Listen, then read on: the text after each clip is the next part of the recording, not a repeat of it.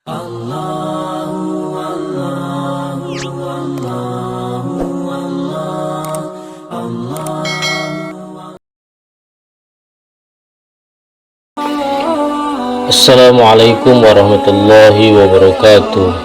Sahabat-sahabatku yang beriman dimanapun kalian berada, semoga kita selalu diberikan nikmat iman, Islam dan kesehatan dari Allah Subhanahu wa ta'ala.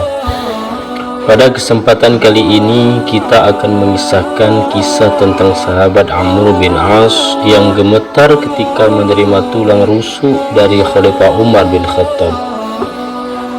Setelah tidak lagi bergabung dengan tentara muslim, Amr bin As dipercaya Khalifah Umar bin Khattab menjadi seorang gubernur di Mesir, menjadi pemimpin umat Islam di sana, serta berdakwah mengajak kepada siapa saja untuk beriman kepada Allah Subhanahu wa ta'ala.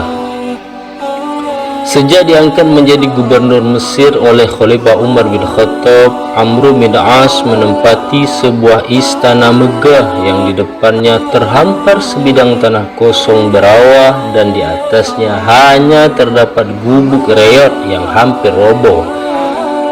Kemudian Amr bin As mengumpulkan seluruh pejabatnya untuk membahas kemungkinan pembangunan sebuah masjid impiannya. Istana yang megah dan mewah sebagai bentuk refleksi kehidupan dunia, sedangkan masjid yaitu sebagai bentuk refleksi dari sebuah kehidupan akhirat. Dalam rapat tersebut, Amr bin As mendapat informasi jika gubuk reot di depan istananya adalah milik keluarga Yahudi miskin. Informasi tersebut justru semakin memperkuat keinginan Amr bin As untuk segera meletakkan batu pertama pembangunan masjid. Keesokan harinya, Amr bin As memanggil orang Yahudi miskin tersebut untuk datang ke istana. Sesampainya di istana, kemudian Amr bin As mengutarakan maksud dan tujuannya ingin membangun sebuah masjid besar di atas tanah tempat gubuk milik orang Yahudi tersebut. Sebagai imbalannya, Amr bin As bersedia untuk membeli tanah dengan harga yang telah disepakatinya. Wahai Yahudi, berapa harga jual tanah milikmu sekalian gubuknya? Aku hendak membangun masjid di atasnya, tanya Khalifah Amr bin As. Yahudi itu kemudian menggelengkan kepalanya. Tidak akan saya jual, wahai tuan, jawab Yahudi tersebut.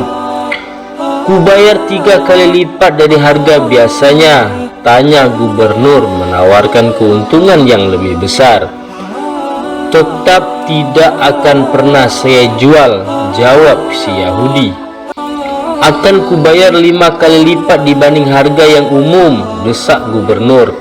Yahudi itu mempertegas jawabannya, tidak, wahai tuan. Mendengar rencana itu, Yahudi miskin tidak menyanggupi permintaan sang gubernur. Dengan lantang dia menolak untuk menyerahkan tanahnya walau dibayar berpuluh kali lipat.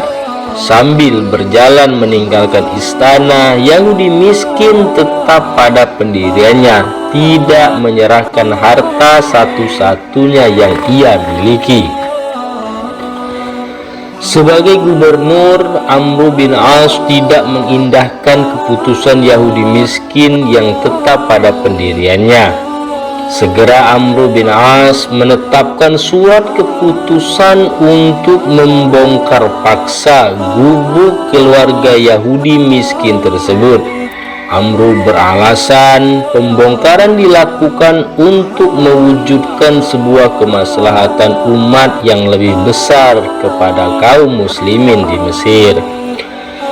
Yahudi miskin yang sedang tidur santai di gubuknya begitu kaget melihat dari kejauhan sejumlah tentara kerajaan berjalan menuju ke arahnya. Atas perintah gubernur, kami ingin membongkar paksa gubuk Anda untuk dijadikan masjid, kata salah satu prajurit dengan nada tinggi. Keluarga Yahudi miskin menangis tanpa henti, tanpa daya. Dia menyaksikan tempat tinggalnya satu-satunya yang mereka miliki harus dirobohkan. Orang Yahudi membayangkan saat-saat bahagia melihat senyuman anggota keluarganya akan berakhir hanya dalam hitungan menit. Di tengah perasaan sedihnya tersebut, tiba-tiba Yahudi miskin teringat akan sosok pemimpin tertinggi umat Islam saat itu, yaitu Khalifah Umar ibn Khattab yang berada di kota Madinah. Tanpa pikir panjang, segera ia berjalan menuju Madinah untuk meminta keadilan atas keputusan Gubernur Amr bin As tersebut. Namun dalam perjalanan, Yahudi miskin sempat berkecil hati ketika membayangkan sosok Umar bin Khattab. Ia pesimis dirinya yang lusuh dengan pakaian compang-camping akan disambut setibanya di Madinah. Terlebih, keluhannya didengarkan oleh seorang tokoh besar muslimin. Dengan perasaan gundah, orang Yahudi tetap berjalan ke Madinah menjajal keberuntungan nasibnya. Sesampainya di kota Madinah, Yahudi tua miskin bertemu dengan seorang pria dengan pakaian lusuh dan compang-camping sama seperti dirinya yang tengah duduk santai di bawah pohon kurma. Kemudian Yahudi miskin tersebut bertanya, "Wahai Tuan, tahukah engkau di manakah Khalifah?" Lalu pria itu menjawab, "Ada apakah engkau mencarinya?" "Aku ingin mengadukan sesuatu," jawab Yahudi miskin itu. Kemudian Yahudi miskin itu bertanya lagi, "Di manakah istananya?" "Istana Umar ada di atas lumpur," jawab lelaki itu. Yahudi itu bingung dengan jawaban pria itu. Siapakah pengawalnya dan apakah pakaian kebesarannya? Pengawalnya adalah orang-orang miskin, anak-anak yatim dan janda-janda tua. Pakaian kebesarannya adalah malu dan takwa. Kemudian Yahudi tua itu menanyakan kembali, "Lalu di manakah ia sekarang?" "Umar ada di hadapanmu." Yahudi pun tercengang kaget mendengar jawaban Khalifah Umar tersebut. Ternyata Khalifah Umar bin Khattab ada di hadapannya. Kengerian dan ketakutannya mengenai sosok pemimpin besar umat Islam tersebut bertolak belakang dengan apa yang ia bayangkan. Dengan ramah, Khalifah Umar menyambut Yahudi miskin tersebut layaknya tamu kenegaraan, meskipun Khalifah Umar tahu jika ia bukanlah seorang muslim. "Ada keperluan apa Tuan datang jauh-jauh kemari dari Mesir?" tanya Khalifah Umar. Walaupun Yahudi miskin itu gemetaran berdiri di depan khalifah, tetapi kepala negara yang bertubuh tegap itu menatapnya dengan pandangan sejuk, sehingga dengan lancar ia dapat menyampaikan keperluannya.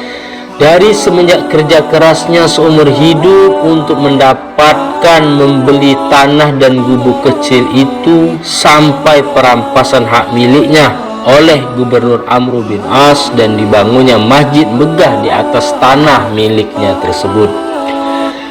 Sambil menyantap hidangan, Yahudi miskin menceritakan permasalahannya kepada Khalifah Umar. Di akhir pembicaraan, Umar bin Khattab meminta orang Yahudi miskin untuk mengambil sepotong tulang rusuk busuk yang berada di tempat sampah tidak jauh dari tempat dia duduk. Dengan penuh keraguan, orang Yahudi tetap menuruti permintaan sang khalifah tersebut. Di tulang busuk itu, Khalifah Umar kemudian mencabut pedang dan menggoreskan garis lurus pada tulang rusuk. Kemudian Khalifah Umar mengatakan, bawalah tulang busuk ini baik-baik ke Mesir dan berikan kepada gubernurmu Amr bin As. Kata Khalifah Umar, menyodorkan tulang busuk tersebut kepada orang Yahudi miskin. Dengan perasaan bingung, orang Yahudi hanya menuruti permintaan Umar, kemudian kembali bergegas menuju Mesir. Setibanya di Mesir, segera ia menyerahkan tulang busuk itu ke gubernur Amr bin As. Tidak disangka, setelah memegang tulang busuk tersebut dan melihat goresan lurus, tubuh Amr bin As menggigil dan wajahnya berubah menjadi pucat ketakutan. Segera Amr bin As memerintahkan anak buahnya untuk menghentikan dan merobohkan masjid yang masih dalam tahap pembangunan tersebut. Begitu herannya orang Yahudi miskin tersebut, sebelum masjid itu dirobohkan, segera ia bertanya kepada gubernur Amr bin As untuk menjelaskan maksud dari tulang busuk yang terdapat goresan pedang lurus itu. Tulang itu berisi ancaman Khalifah Umar bin Khattab, yakni, Amr bin As, ingatlah kamu, siapapun kamu dan setinggi apapun jabatanmu, suatu saat nanti kamu akan menjadi tulang yang busuk.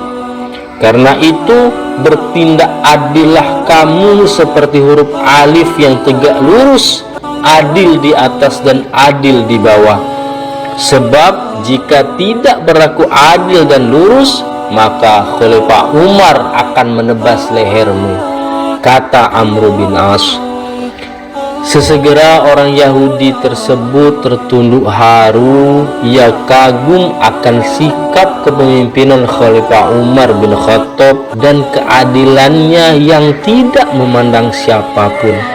Dengan perasaan ikhlas, orang Yahudi tersebut memberikan tanahnya untuk dibangunkan sebuah masjid.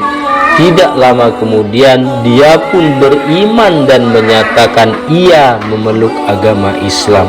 Wallahu a'lam bishawab. Begitu adil dan bijaksananya kepemimpinan Umar bin Khattab, seorang Yahudi miskin yang bersikeras tidak mau memberikan tanah dan gubuknya berubah menjadi dengan tulus ikhlas memberikan tanah dan gumuknya untuk dibangunkan sebuah masjid.